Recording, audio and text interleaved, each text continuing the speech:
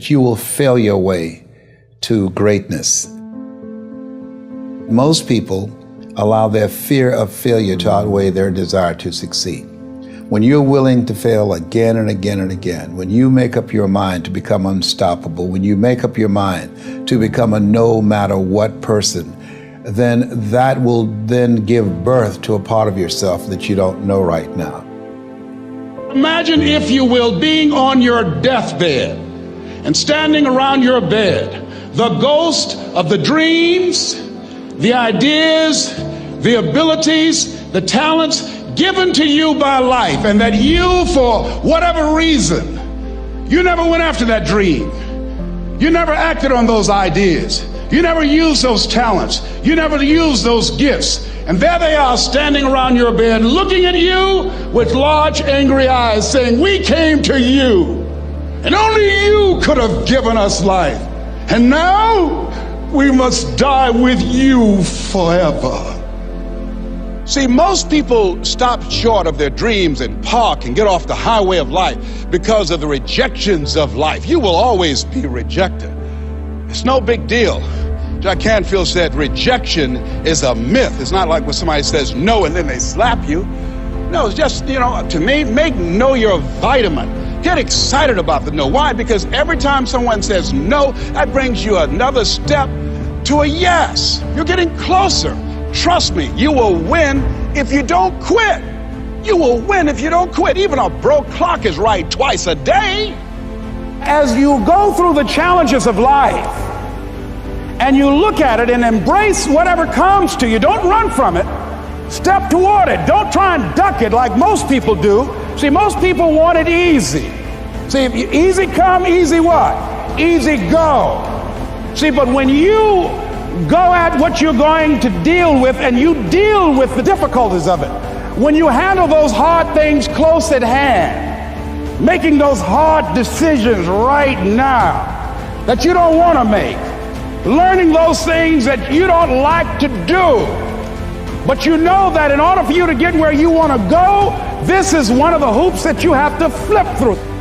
And I'm saying to you, whatever you got to do it, because if you don't, life is going to whoop you until you surrender. You have something that you brought to the universe, and that if you decide that my life deserves my developing this what I do well, and becoming the best at it, and mastering myself, and seeing what I have within me, if you decide to drop your buckets where you are and develop your gifts, I grant you, you'll never ever be without. I grant you that your gifts will take you places that will literally amaze you. I grant you that if you begin to work to develop your gifts, you'll develop a strong sense of happiness. You'll get a larger vision of yourself, because part of beginning to get a larger vision of yourself, all of us need some area of our lives where we can have a feeling of competence. That people know when they think about this area, that's something you do. That you eat and sleep that. And that you do that. You do that. Changing is not easy. That changing your life, changing habits, reinventing yourself, picking yourself up after life has knocked you flat on your back. I've got to say, when life knocked you down, try and land on your back, because if you could look up, you could get up. Well, that sounds cute, but that's not easy. When I was diagnosed with prostate cancer 17 years ago, that first time that happened, I said, hey, I can handle this.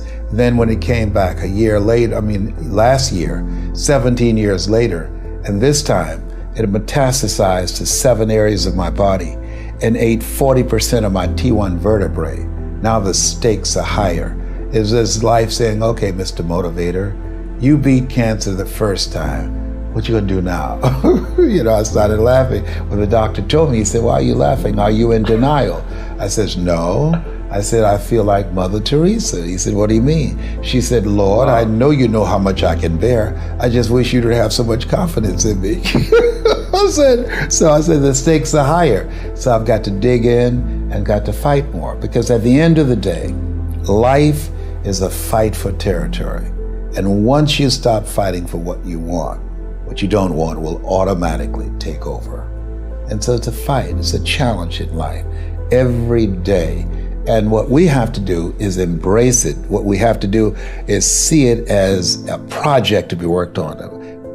In life, you will always be faced with a series of God-ordained opportunities, brilliantly disguised as problems and challenges.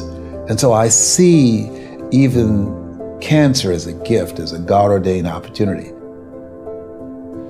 If you died today, what dreams, what ideas, what talents, what books, what music, what leadership, what voice will die with you? There are a lot of people who are biting their fingers in fear that they might lose their jobs. But there are few people who have decided within themselves, I'm going to make it.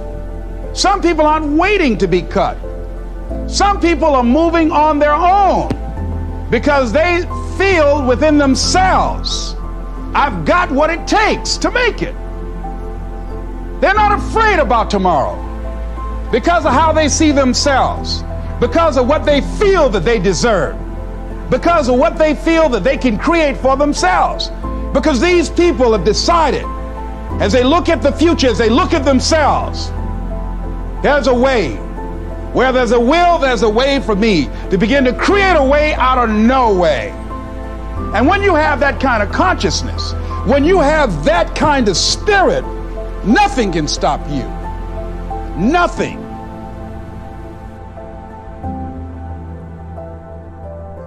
There's no secret to success. There's a system to success. And no matter what organization you become a part of, the system works if you work it.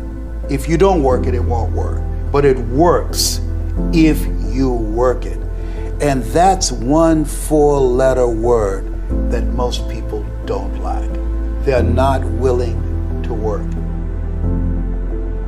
There are winners, and there are losers, and there are people who have not discovered how to win.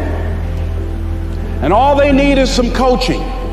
All they need is some help and assistance, just a little support. All they need is some insight or a different strategy, a plan of action to make some adjustments that will open up the key to a whole new future for them, that will give them access to the unlimited power that they have within themselves. That's all that they need. So what I want you to do is think about something you want for you, that's real for you, that's important for you, that will give your life some special meaning and power. And I don't even want you to say, I can do that. I don't want you to assume that. See, 5 years ago when I started out in this area, I would not have been able to make the mental leap that I would be up to where I am right now. I don't want you to begin to just psych yourself out. No. I want you to be able to say something to yourself that will enable you to maintain a level of integrity with yourself.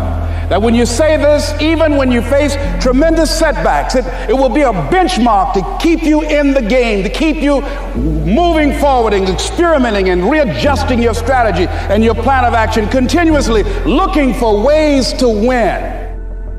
I think we have to reflect on, who am I? Why am I here? What drives me? If I died today, what 3 words would I want said about me if I died today? You know, what is it that defines me? You know, and how do I define myself? So I went to the next mode necessary to start talking to people and seeking and asking for what I wanted and leveraging relationships and trying to find out, how do the people do it that went ahead of me? How do they do it? And then what is it I need to do? How is it I need to train myself, to develop myself? What's the resources that will be required in order to make it happen? And as I start seeking out and asking questions, I started running into people who said, I know someone who can help you do that. And they helped me get connected with those people. Remember, we have so much energy that can take us so far. It's necessary that you hook up with some other energy that can take you to the next level. I hooked up with them. They said, let's go. I said, away we go.